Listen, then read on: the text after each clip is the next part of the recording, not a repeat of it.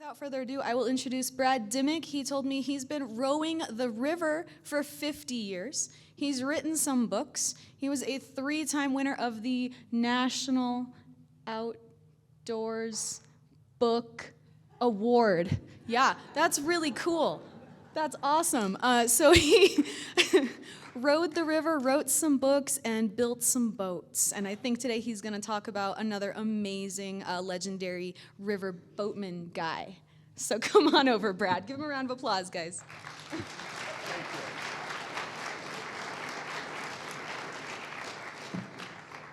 A pleasure to be here as always.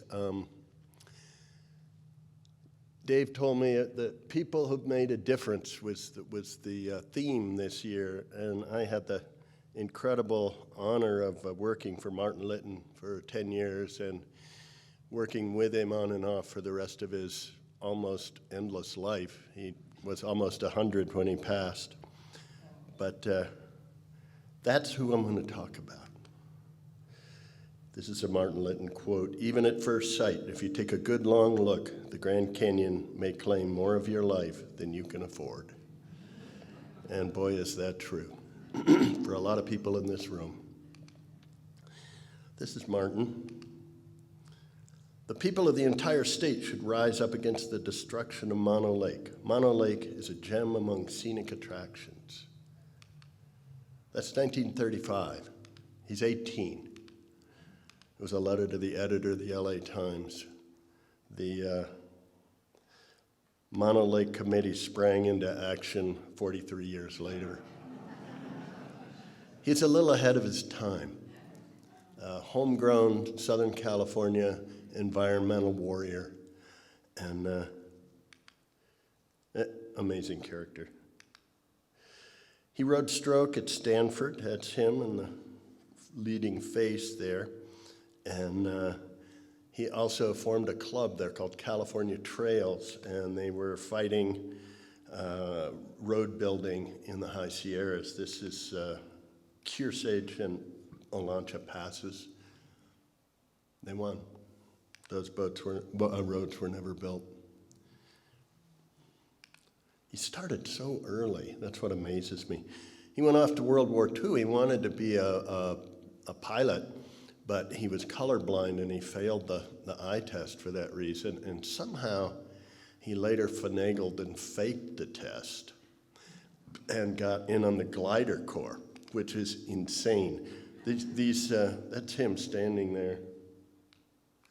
And they were these huge boxes and with wings, and they'd fill them full of these poor soldiers and munitions and jeeps, and then they would tow them across the English Channel at night often, and the pilot's job was to not kill everyone when you land behind enemy lines in a field somewhere.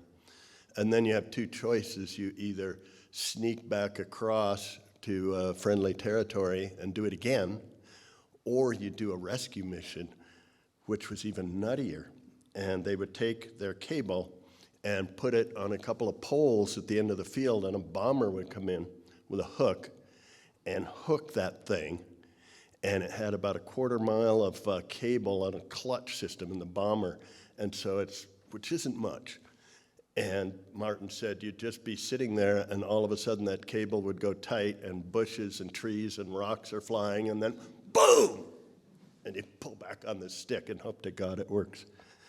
And he did a couple of those. And we always wondered why he was never scared of anything in Grand Canyon. That's why. He came home and married the beautiful Esther Clouet.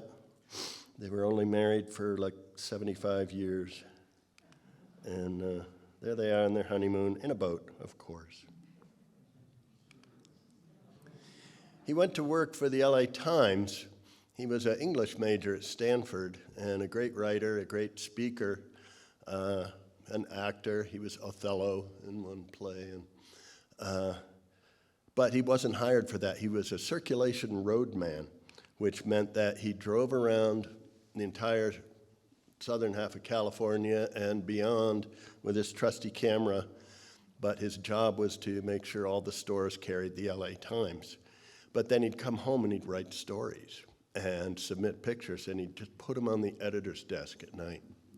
And for a while, I didn't even know who was writing them, but they started publishing them. And this is the earliest one I've found. Where men are men. When Circulation Road man Martin Litton and his wife go on vacation, they really get away from it all. Photo taken by Time Control by Martin. This shows the couple at a campsite near an old Indian hogan in Monument Valley on the Utah-Arizona border. The overnight camp spot, about 50 miles from the nearest paved highway, was reached by driving along stream beds and across open country.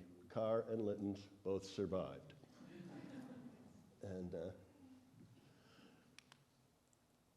But one of his self-assigned assignments was this is his buddy Lefty Bryant, they hiked in the so-called trail at Lava Falls to meet up with a Mexican Hat Expedition's river trip when they were lining the cataract boats through and running Chris Craft through, and met with them and went downriver and hiked out at Whitmore and somehow found their way back home. And he wrote a story. Reclamation Bureau Plan, Perils, Scenic Wonderland. The fight against dams in Grand Canyon really got going in the early 1960s. By 64, it was raging, 66. This is July 1951. Again, way ahead of his time. He sees these things coming and starts fighting. These articles got the attention of David Brower, who was the new executive director of the Sierra Club. And it's the first executive director they ever had. They didn't really know what they hired when they hired David Brower. He wanted Martin Litton on the board immediately.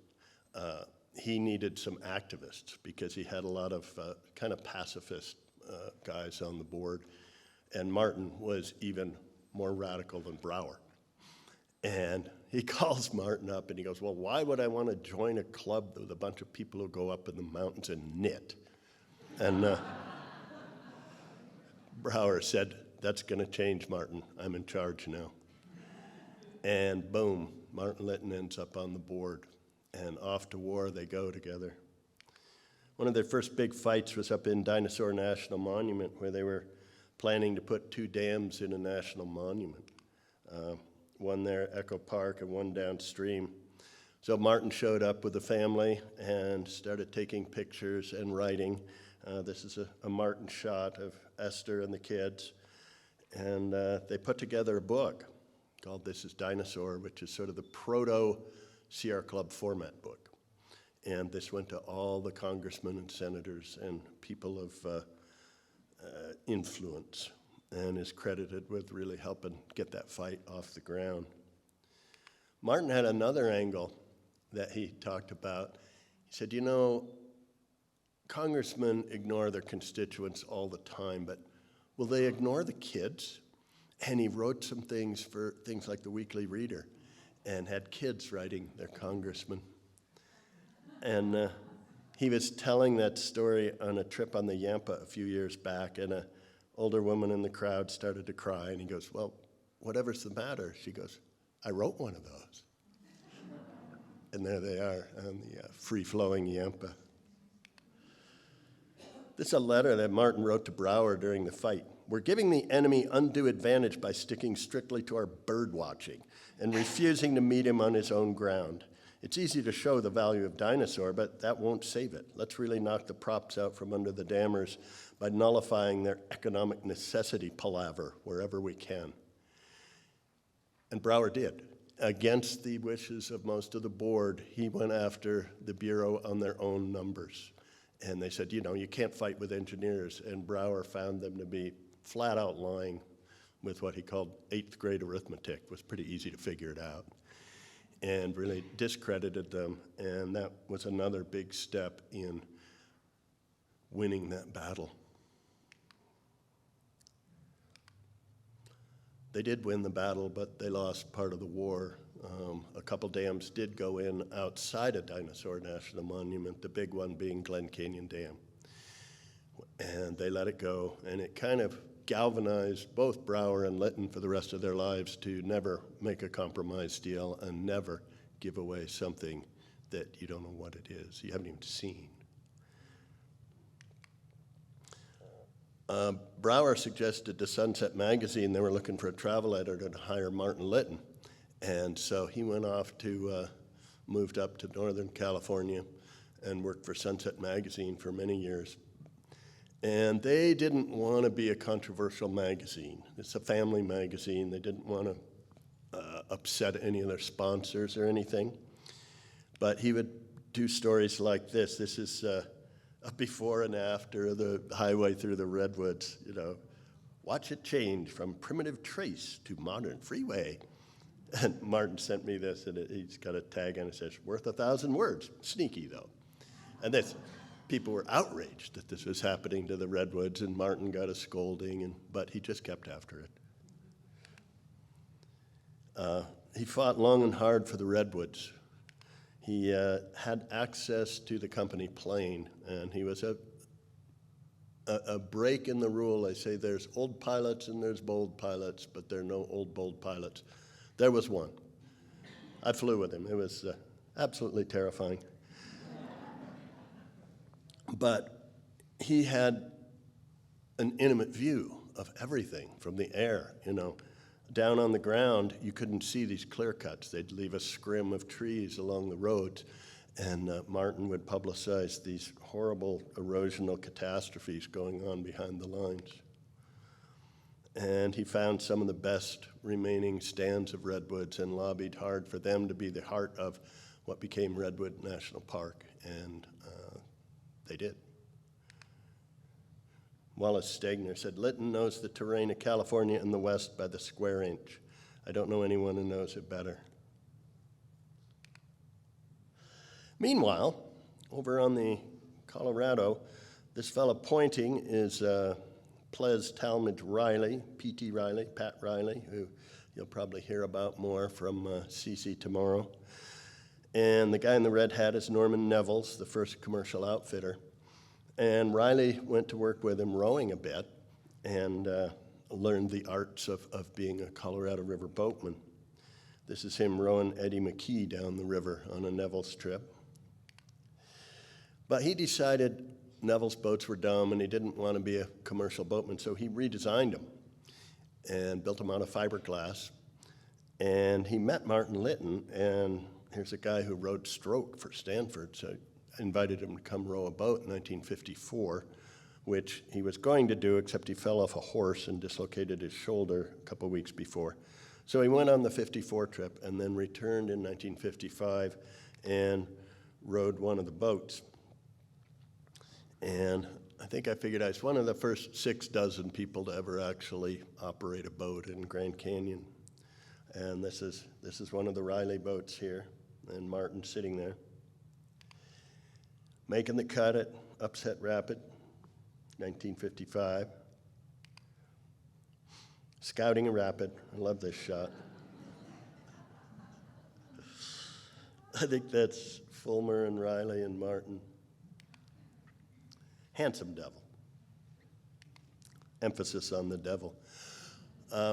Riley went on to do a few more trips, and you'll hear about that tomorrow, but he kept running on extreme high water. One trip, they lost one boat, kicked the others off at Lava Falls, went down, found them in the lake. That's what this picture is. Another year, they got to Phantom and heard that there was a river-wide log jam down at the head of Lake Mead and abandoned them for a year.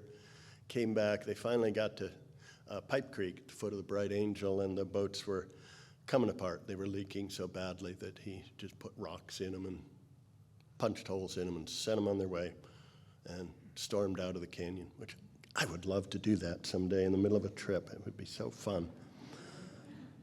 Anyhow, 1962 comes along, and Martin sees the dams coming, again, before anybody else is saying much, and he gets in touch with Riley and says, we've got to do some river trips and get some people down there, some publicists, some writers, photographers, politicians. And he goes, can't. All the boats are on the bottom of the river. Well, Martin had been up in Oregon and seen and rowed the Mackenzie River drift boats, which had evolved on their own up there in Oregon. And he thought they were just brilliant little boats. And he convinces Riley to go in on a couple of them, customized somewhat for Grand Canyon and decked over. And this is the classic Mackenzie River drift boat right here. So this is in Martin's yard. There's a couple of Martin's kids there. And the bottom one is for Riley, and the top one, Martin had Keith Steele, the boat builder, deck it over. And Riley decked his over, and they took him down the river in 1962 and felt they were the best boats they'd ever rowed on whitewater by a long shot.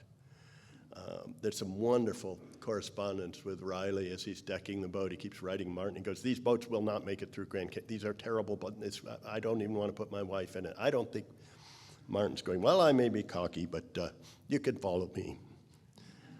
This is at the head of Lake Mead, and Martin's just laying there going, "Yeah. Yeah." And Riley wrote this letter of huge praise to the boat builder after that. That's a whole nother story.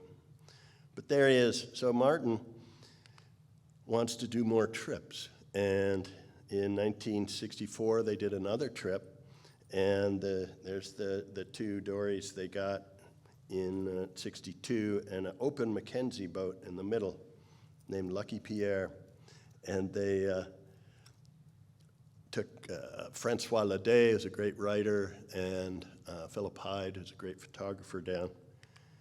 And there they are portaging around somewhere. There's Riley and Martin Litton, old Joe Hall, Lisa Kearsley's dad, and Multi Fulmer. But they made it through, wrote a great story, and put out this big Sierra Club format book, Time in the River Flowing. And that went to all the senators, all the congressmen, and had a lot of clout. But this is who they were up against in that fight. This is the Arizona coalition here. Barry Goldwater had just run for president. Governor Fannin there, Mo Udall, the tall guy, Carl Hayden, who'd been in the Senate since the Pleistocene, and Stuart Udall there on the right, who was then the Secretary of the Interior under Johnson. And the Sierra Club was not ready to fight this fight. They said it's not in a national park. But here's what they wanted to do. This is a profile map of the river coming down the Green River, and there's the Yampa. That's where they were going to put the Echo Park Dam. It's just this stair step, the engineer's wet dream, and all the way down Glen Canyon Dam, Marble Canyon Dam, and then Bridge Canyon Dam down there. And at one point, they were frustrated because this is the national park here. They said, well, we'll just drill a tunnel around the park and run the water down to the other one, get all this extra pressure, and leave a scenic trickle through Grand Canyon. And but see, it wasn't in a national park. So Martin went to the board of directors meeting that year and with maps and fire and brimstone, and nobody recorded it, but they said it was a phenomenal speech to fight this. He said, do you have any idea where these dams are? Grand Canyon, the only Grand Canyon, the World Heritage Site, Grand Canyon. You're going to have them flooded.